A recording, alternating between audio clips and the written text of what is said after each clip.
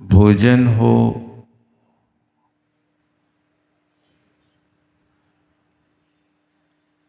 अल्पाहार होना चाहिए।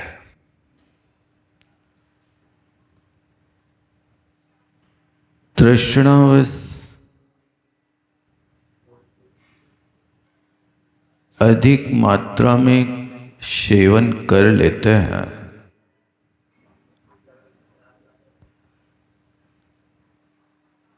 तो व्रतों के लिए भी हानिकारक है और आवश्यकों की क्षति करता है।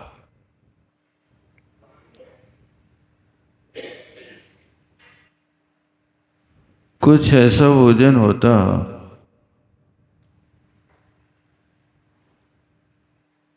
कि जिसके माध्यम से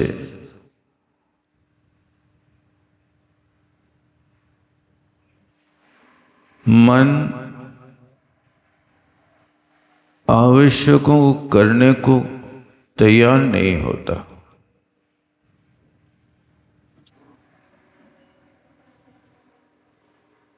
इसलिए सुपाच्य हो, स्वाध्याय की वृद्धि करने वाला हो,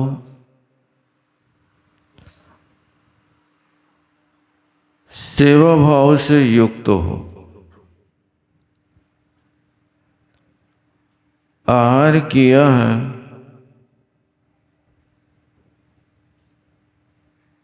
तो उसके माध्यम से बाह्यवृत्ति करना भी आवश्यक।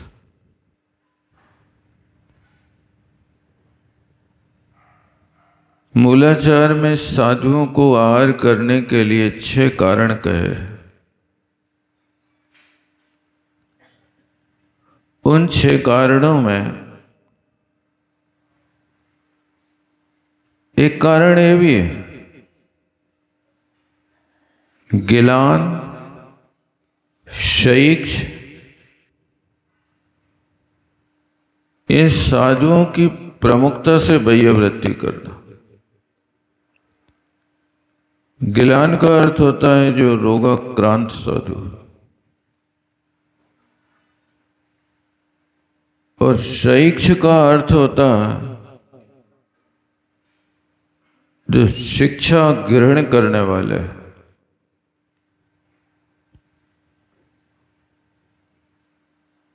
इसलिए ये तो साधुओं की बात, श्रावक को भी इन कार्यों को करना आवश्यक।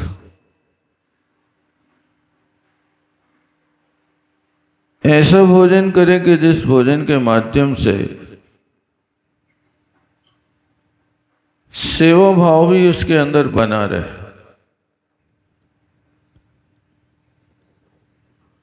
अब आपने अधिक मात्रा में सेवन कर लिया तो आप अपना काम स्वयं नहीं कर पा रहे, दूसरों को कैसे करोगे फिर? तो यहां वैश्य और इष्ट ऐसे रसपान का त्याग के लिए कहा जा रहा है। अतीव गरिष्ठ हो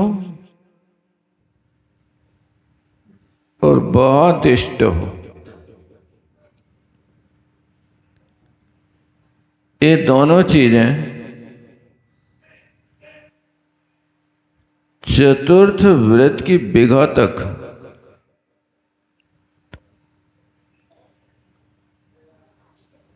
भोजन पान का साधना में बहुत बड़ा महत्व हुआ करता है।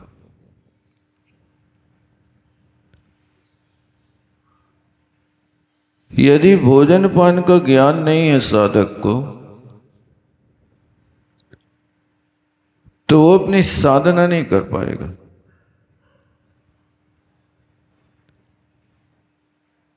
नीतिकारों ने भी कहा है अल्पाहारी।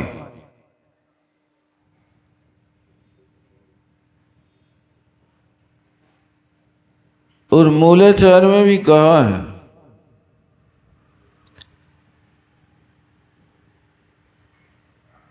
अल्प भोजन करना, एक स्थिति करना, ऐसे कई नियम होते हैं।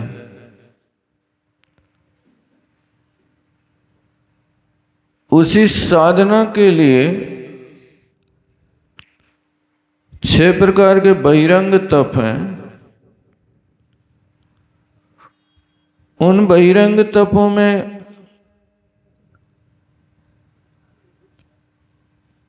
चार तप भोजन से संबंध रखते हैं। पहला तप तो है भोजन ही नहीं करना, जिसको अनशन तप कहते हैं।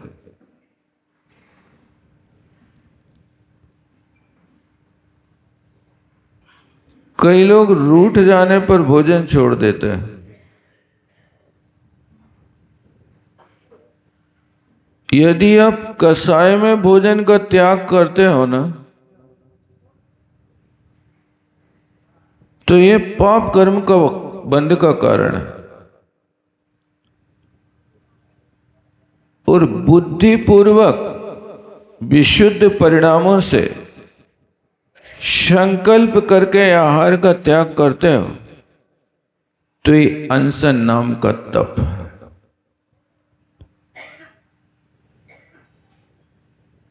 और अनशन तप उनको होता है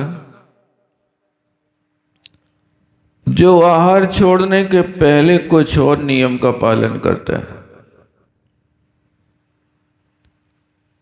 उपासका अध्ययन में सोमदेव सूरी ने कहा है, कसाय विषयाहारो त्यागो यत्र विधीयते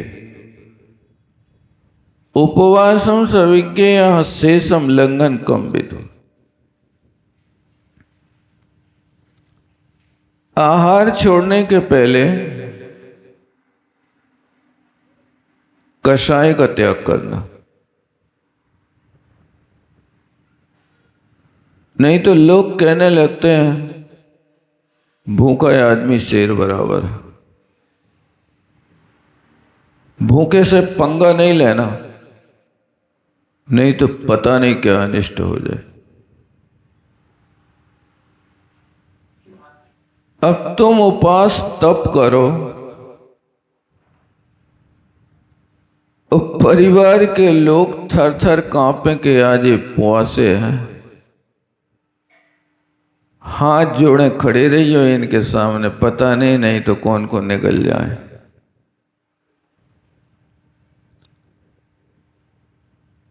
ये सिर्फ एक ढोंग है, इसको उपास नहीं कह सकते। उपास की शर्त तो वो है कि आज हमारी आत्मा के पास रहने का दिन है।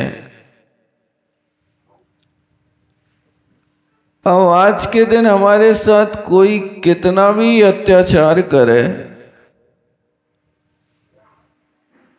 आज मैं सिर्फ आत्म साधना करूंगा, इसके अलावा कोई भी विरोध नहीं करूंगा।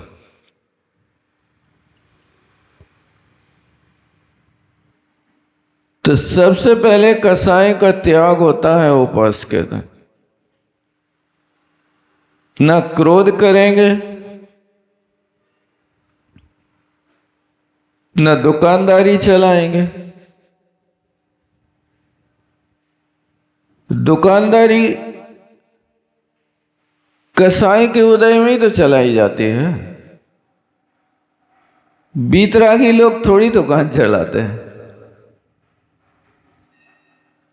अब वो दुकान चलेगी तो लोभ कसाय की तीव्रता होगी।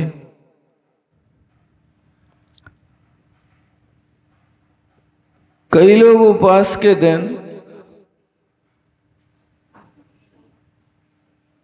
भर दुकान पे निकालते हैं, दिन कट जाएगा।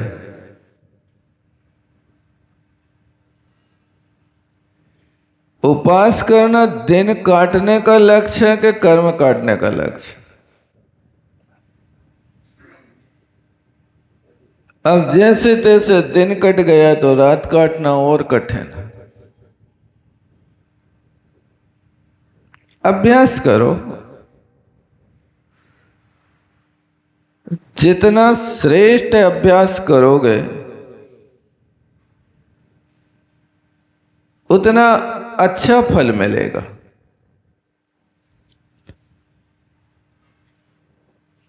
इसलिए आहार के त्याग के साथ अकेले गुस्सा का नहीं, चारों कसायों का त्याग करो। उपवास किया है, साधना की है, तो अपने मुख से डिंडोरा ने पीटो के देखो आज हम उपास्या हैं। क्या चाह रहे हो भाई साहब? लोग थोड़ी संवेदना प्रकट कर देवे कि देखो ऐसी भीषण गर्मी में कितो घोर तप कर रहे तुम।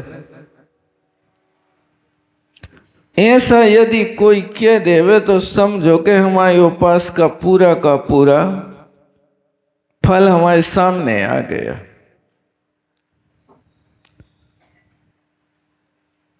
और उपास किया और तुम्हें बताया और तुमने कह दिया कि अरे तुम्हारा तो एक ही है, हमारे तो चार हो गए।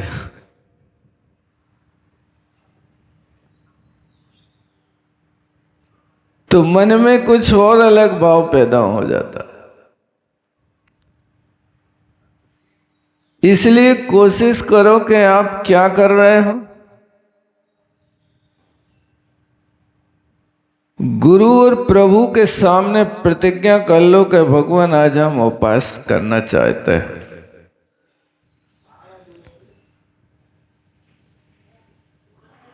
और गुरु कहे कि हाँ कर लो,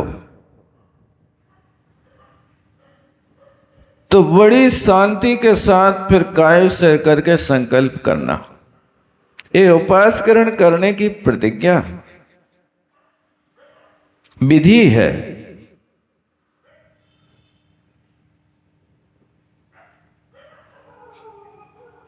और करो तो धर्म ध्यान सकतो। उस दिन धर्म ध्यान में आसक्त रहना। कोई आरंभ के कार्य मत करना। परिवार को एक दिन पहले सूचित कर देना कि भैया शायद कल हम आपके कोई काम में नहीं आएंगे,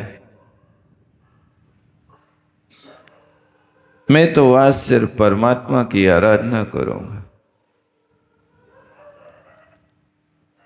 महिलाएं कहती हैं कि हमें रोटी तो बना के खिलानी ही पड़े, चाहे उपवास हो चाहे 10 उपवास हो।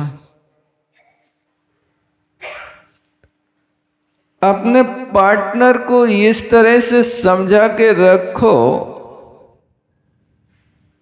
कि हम 30 दिन तुम्हारी सेवा करते हैं, एक दिन की छुट्टी दे दो। अब हम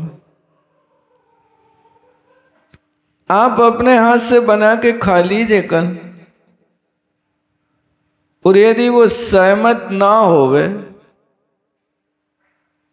तो फिर पूड़ी बना के रख दो कि भैया तुम कल खा लियो अपने हाथ से, हम तो कल बिल्कुल मंदिर ही में रहे हैं, गुरु के चरणों में रहे हैं। धर्म ध्यान सक्तो लिखा समंत भद्र महाराज।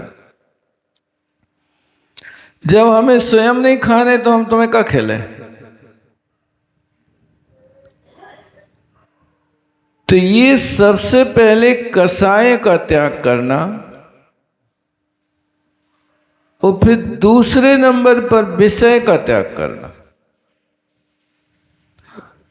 पंचेंद्रिय के विषयों का त्याग कर देना आज उपास है। इसलिए दिन भर एसी में डरे रहे थे तो स्पर्शन इंद्रिय का विषय हो गया तुम्हारा भाई साहब।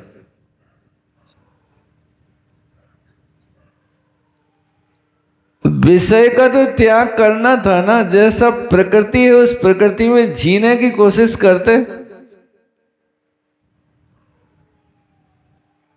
इसी तरह दूसरी इंद्रियों के विषयों में लगाना कि अब दिन नहीं कट रहा है इसलिए दिन भर टीवी के सहारे बैठे रहे। टीवी देखते रहना कौन सा तप है भाई साहब? एक गोरख धनों की पूरी तिलांजलि देना उस दिन। कसाय विषय। अब तीसरे नंबर पर आया आहार। ये दो कामों की साधना पहले कर सको तो फिर आहार का त्याग करना ठीक है। और यदि इन दो कामों की साधना नहीं कर सकते तो एक बार नीरस खा के कसाय और विषय के त्याग का अभ्यास करना। इसमें तुम्हें उपवास से ज्यादा फल मिलेगा, क्योंकि मूल शत्रु तो अपना आहार नहीं है, आहार तो उपकारी है। आहार तो इस प्राणों की रक्षा करता है। आत्मा की मूल बैरी तो विषय और कसाय है। आहार से कोई द्वेष नहीं करना। कोपाय किम न कुप्यति। तुम निमित्तों के ऊपर तो टूट पड़ते हो, लेकिन जिसके लिए तुम्हें लड़ भिड़ करके बाहर निकालना है उसकी तो तुम्हारी कोई ख्याल ही नहीं है। इसलिए आत्मा के सबसे बड़े शत्रु हैं तो कसाय और विषय है। जितनी साधना कर सको, जितनी साधना कर सको वो कसाय के त्याग की करो। और जैसे ही कसाय त्याग होगी तो भोजन पान को छोड़ना नहीं पड़ता। यथा यथा समायाति संवित्तौ तत्त्वमुत्तमम् तथा तथा न रोचन्ते विषया सुलभायपि। जैसे जैसे वस्तु स्वरूप का निर्णय होता है, आत्म तत्व की ओर प्रवृत्ति होती है, वैसे वैसे सुलभ विषय भी अच्छे नहीं लगते। जैसे कोई पित्तज्वर रोग वाला रोगी है, जिसको पित्त ज्वर हो गया, उस पित्त ज्वर के रोगी को तो मीठा दूध पिलाओ तो भी कड़वा लगता। निरोगी व्यक्ति के लिए तो तुम कहोगे कि यार दूध खत्म हो गया, आज बिना दूध के रह जाओ। लेकिन रोगी को तो मना मना के पिलाओ, भैया पी ले एक गिलास, तो मुझे अच्छा नहीं लग रहा, अच्छा नहीं लग रहा। जैसे उस पित्त के रोगी को मीठा दूध अच्छा नहीं लगता, इसी तरह यहां पर जिसने कषाय और विषय का त्याग कर दिया है और वस्तु स्वरूप को समझ लिया है, उसके पास विषय सुलभ है लेकिन मीठे नहीं लगते, रुचि नहीं। भूख नहीं आका, भूख तो है लेकिन विषय में रुचि नहीं। रुचि तो आत्म तत्व में है।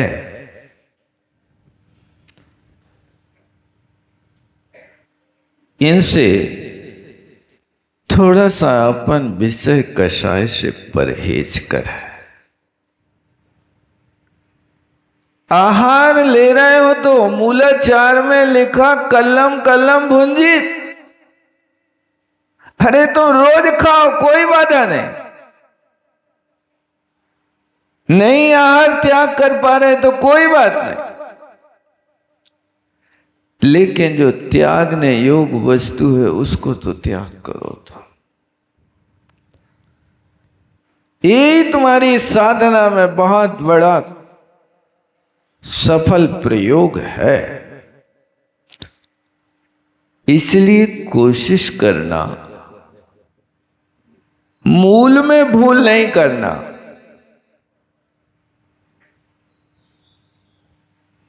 प्याज के छिलके उतारते जाओ, प्याज का क्या होगा? क्या होगा वह तो?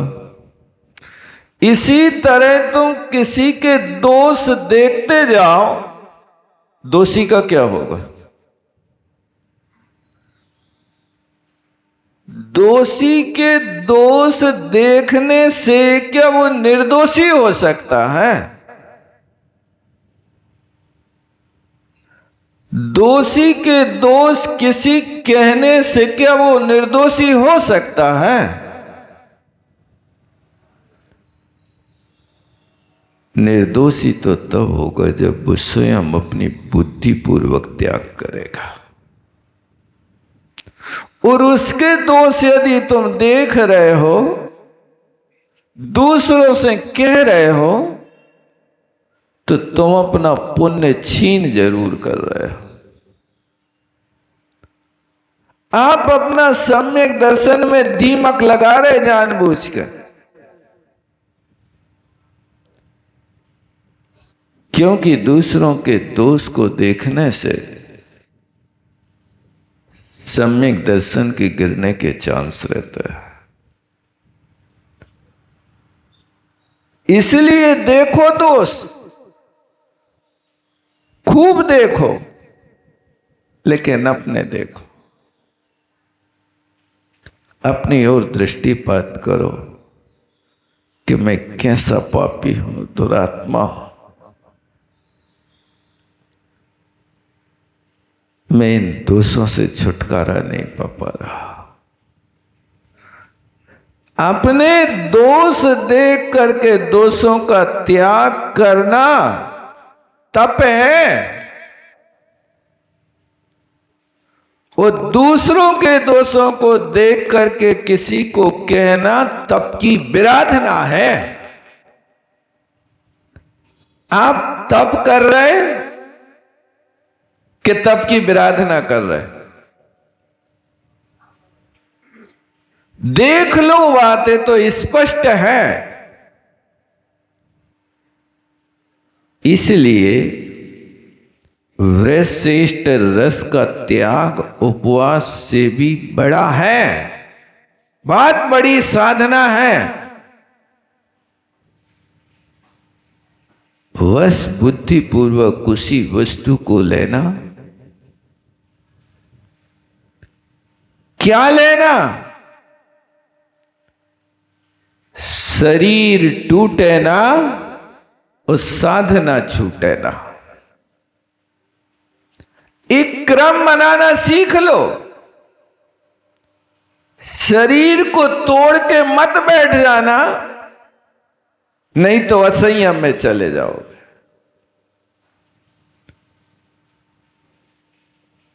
इतना लेना जिससे साधना छूटे ना, दीपक बुझ ना पाए, उतनी मात्रा में तेल डालते जाना। काय का तेल डालना?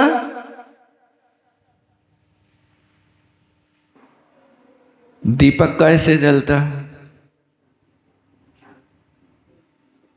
अरे दीपावली में तो भले ही आप तेल के और घी के, शुद्ध घी के दीपक जला लेते हो,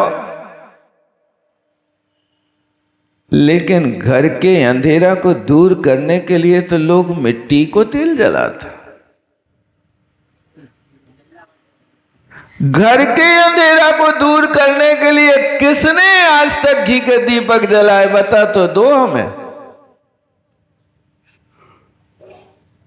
वो तो दीपावली आ जाती है सो हम पे दीपक अंधेरा भगावे के लिए नहीं। गौतम भगवान के केवल ज्ञान कल्याण के प्रतीक हम उनको शुद्ध घी जला करके वो केवल ज्ञान ज्योति प्रकट करना चाहते हैं लेकिन यहां तो मिट्टी के तेल से ही अपना अंधेरा भग जाता है। इसी तरह यहां पर भी ये जीवन का ज्ञान अंधेरा मिट जाए और मिट्टी के तेल की तरह डाल करके अपने दीपक को जला करके जीवन की ज्योति जला करके काम चला लेना। ये भावना बहुत विशिष्ट भावना है। वृष और इष्ट, आपको भोजन में सबसे प्यारा क्या लगता है? जो सबसे प्यारा लगे वही छोड़ दे। छोड़ने की बात आती है कि भैया त्याग कर दो कछु। इस ग्रंथ का स्वाध्याय जब तक ना होए तब तक करो। खान पान में से करना है तो वो सोचने बैठता है कि हम खाते क्या नहीं है। बहुत देर सोचता रहेगा, सोचता रहेगा, सोचता रहेगा, बाद में कहेगा अच्छा मखाने नहीं खाएंगे। मखाने रोज खात का भाई क्या? अरे मखाने तो बीमारी की दवाई है। कौन से पेट भरने के लिए रोज मखाने की रोटी खात लोग? हम मखाने नहीं खाए, बड़े त्यागी बन गए। अरे आज हम नमक नहीं खाए ये बात करता तो तेरे त्याग की सराहना होती, लेकिन मखाना ना खाए तो कौन ढोल बजाएगा तेरे त्याग में, बता तो। बहुत देर सोच करके बात करिए। इसलिए आचार्य महाराज ने कहा इष्ट, जिसके बिना तुम्हारे गले के नीचे गिरास ना जा सके वो इष्ट वस्तु त्याग।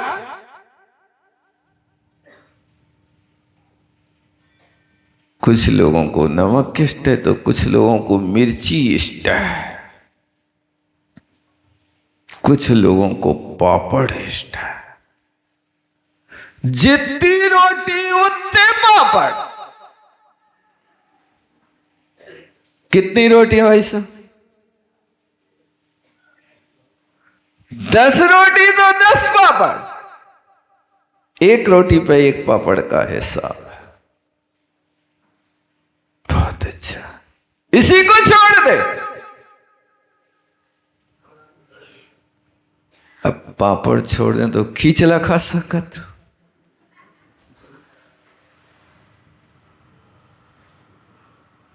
मन बड़ा बेईमान है, वो रास्ता खोजेगा।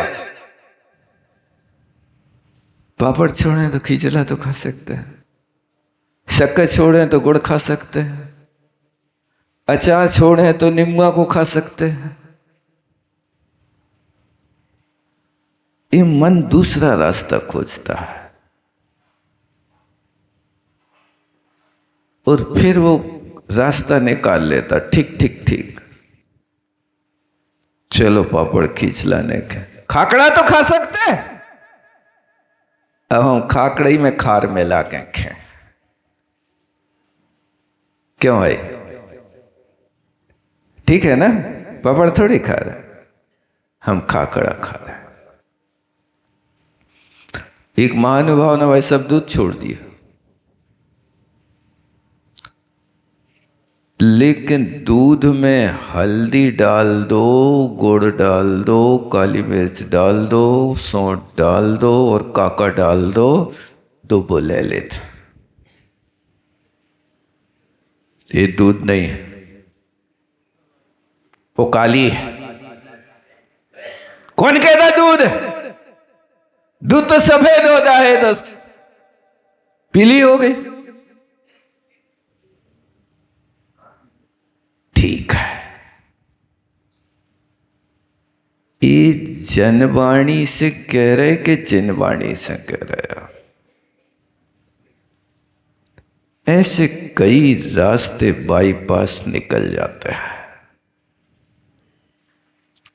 कोई बात नहीं, आपने जो छोड़ा वो ही पालो, लेकिन इतना ध्यान रखो कि जो इष्ट है उस इष्ट वस्तु का भी कभी कभी त्याग करके देखो। एक महानुभाव आए, महाराज जी आप कहो तो हम रोटी छोड़ दें। बहुत अच्छी बात है। हमने सोचा एक खिलाड़ी दिख रहा है या त्यागी नहीं दिख रहा है।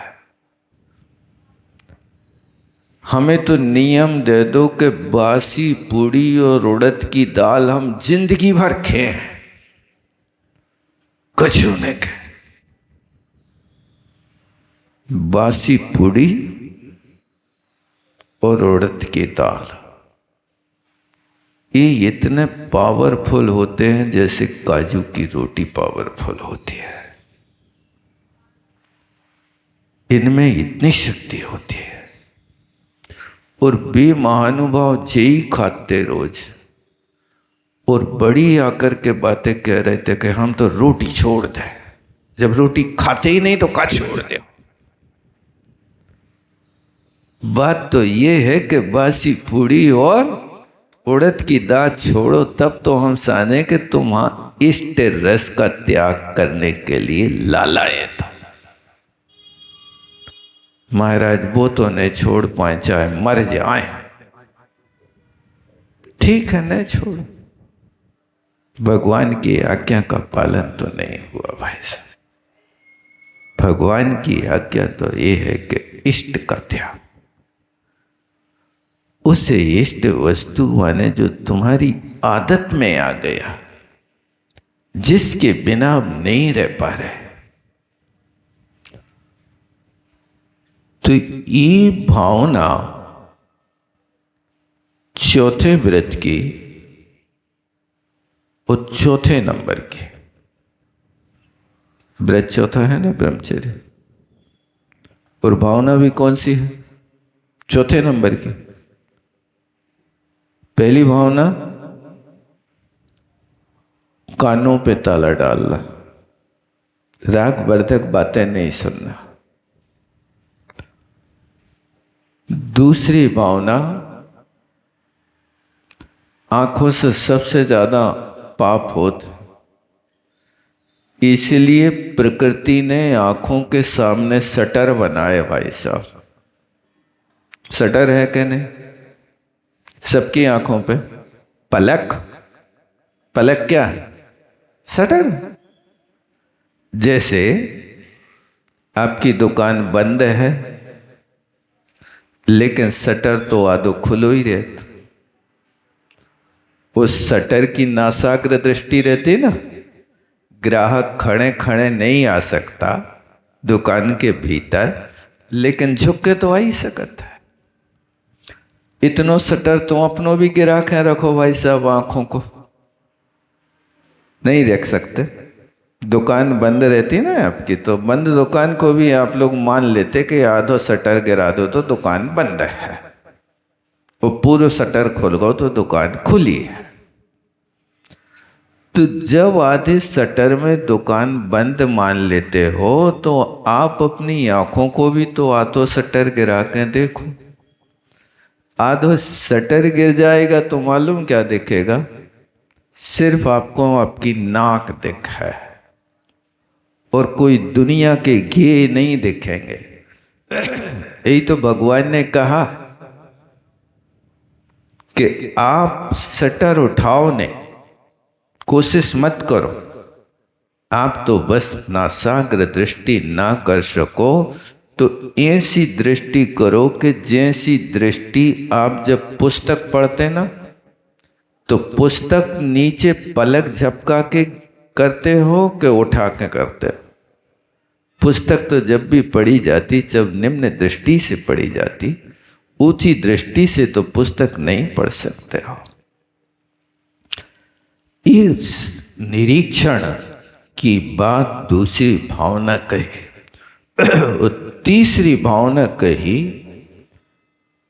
कि पुराना सड़ा गला कचरा निकाल के फेंको, अपने मन को स्वस्थ और पवित्र रखो। और चौथी भावना में कहा कि आप थोड़ी सी रसना इंद्री को कंट्रोल करो। पहली भावना में कर्णेंद्री, दूसरी में चक्षु इंद्री और तीसरी भावना में